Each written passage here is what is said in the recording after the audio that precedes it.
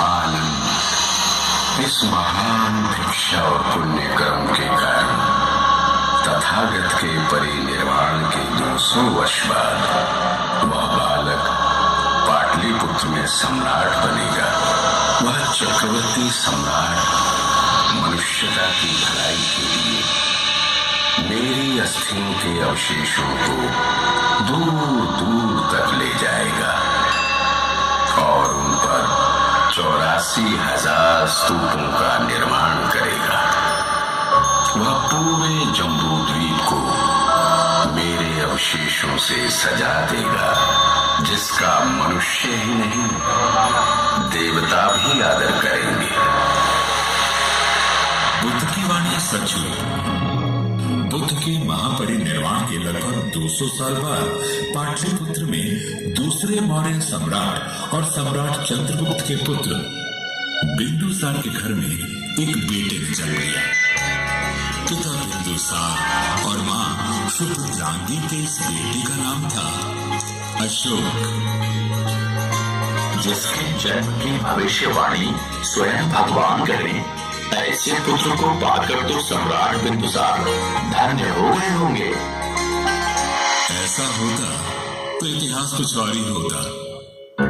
अशोक रूपवान नहीं था, इसलिए दूसरे भाइयों की तुलना में अशोक को पिता से प्रेम कम ही मिला। प्रेम के अभाव ने क्रोध को जन्म दिया।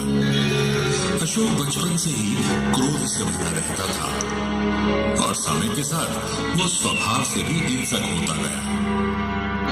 पिता ने उसे पाटलिपुत्र से दूर रखने के लिए उज्जैन का राज्यपाल बनाकर भेज दिया।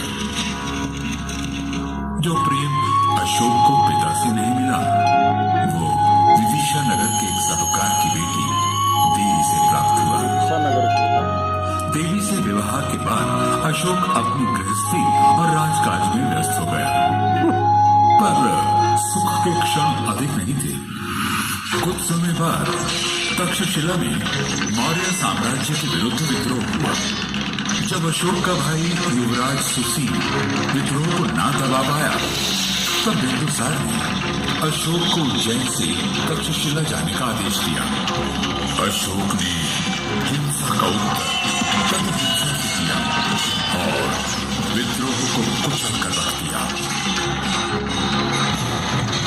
पर उसकी हिंसा की प्यास अभी बुझी कहां थी। तक्षशिला को जीतकर अशोक उज्जैन नहीं पाटलिपुत्र गया, क्योंकि उसे तो चाहिए था पाटलिपुत्र का सिंहासन। उसने एक एक कर अपने सभी भाइयों की हत्या की और पाटलिपुत्र पर अधिकार कर लिया। इस गृह युद्ध में पिता बिंदुसार की भी बलि ले ली। निरंकुश अशोक अपनी हिंसा को व्यक्त करने के अवसर खोजने लगा। अपने राज्याभिषेक के 8वें साल अशोक ने साम्राज्य विस्तार के लिए कलिंग से युद्ध छेड़ दिया। इस भीषण युद्ध में लाखों लोग मारे गए, लाखों पाहिज हुए। कलिंग की धरती खून से लाल हो उठी। अपने सामने युद्ध भूमि में अनगिनत मृत योद्धाओं, दर्द से चीख रहे सैनिकों, लाखों माओं का विलाप, हजारों विधवाओं का रोना, छोटे छोटे बच्चों का बिलखना सुन अशोक का हृदय पिघल गया।